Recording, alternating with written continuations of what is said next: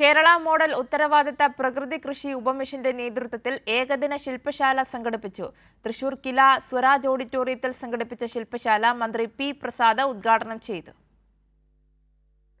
National mission on natural farming പദ്ധതിയുടെ ഭാഗമായാണ് ഏകദിന ശില്പശാല സംഘടിപ്പിച്ചത്. സുസ്ഥിരവും പരിസ്ഥിതി സൗഹൃദവുമായ കൃഷിരീതികൾക്ക് പ്രചോദനം നൽകുകയും അവ വ്യാപിപ്പിക്കുകയും ചെയ്യുന്നതാണ് പദ്ധതിയുടെ ലക്ഷ്യം. സംസ്ഥാനത്തെ 14 ജില്ലകളിൽ നിന്നായി 290 പഞ്ചായത്തുകളിൽ 102 ക്ലസ്റ്ററുകളിലായി ആകെ 5100 ഹെക്ടർ പ്രദേശത്ത് പ്രകൃതി കൃഷി നടപ്പിലാക്കി വരുന്നുണ്ട്. തൃശൂരിൽ നടന്ന ശില്പശാല മന്ത്രി പി പ്രസാദ് ഉദ്ഘാടനം ചെയ്തു. ശാസ്ത്രീയമായി ആവിഷ്കരിക്കപ്പെട്ടിട്ടുള്ള ഒന്നായിട്ടാണ് ഗവൺമെൻറ് പ്രകൃതി കൃഷിയെ കണക്കാക്കുന്നത്. അതിൻ്റെ അടിസ്ഥാനത്തിൽ 250ഓളം പഞ്ചായത്തുകളെ നമ്മൾ ഇക്കൊല്ലം തിരഞ്ഞെടുത്തിട്ടുണ്ട്.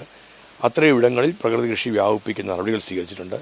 ആ പഞ്ചായത്ത് പ്രസിഡന്റുമാർക്ക്, അവിടങ്ങളിലെ പഞ്ചായത്ത് പ്രസിഡന്റുമാർക്ക് 2 മേഖലകളായി തിരിച്ചുള്ള പരിശീലനമാണ് ഇപ്പോൾ നടന്നുകൊണ്ടിരിക്കുന്നത്.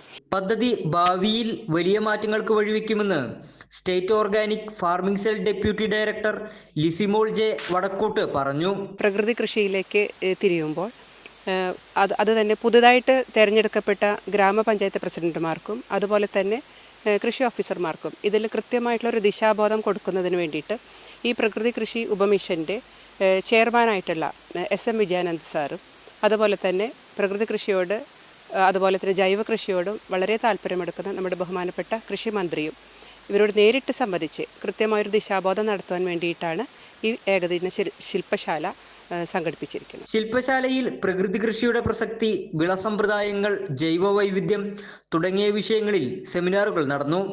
തദ്ദേശ സ്വയംഭരണ സ്ഥാപനങ്ങളിലെ പ്രതിനിധികൾ, കർഷകർ, ഗവേഷകർ തുടങ്ങിയ നിരവധി ആളുകൾ ശില്പശാലയിൽ പങ്കെടുത്തു. കൈരളി ന്യൂസ്, തൃശൂർ.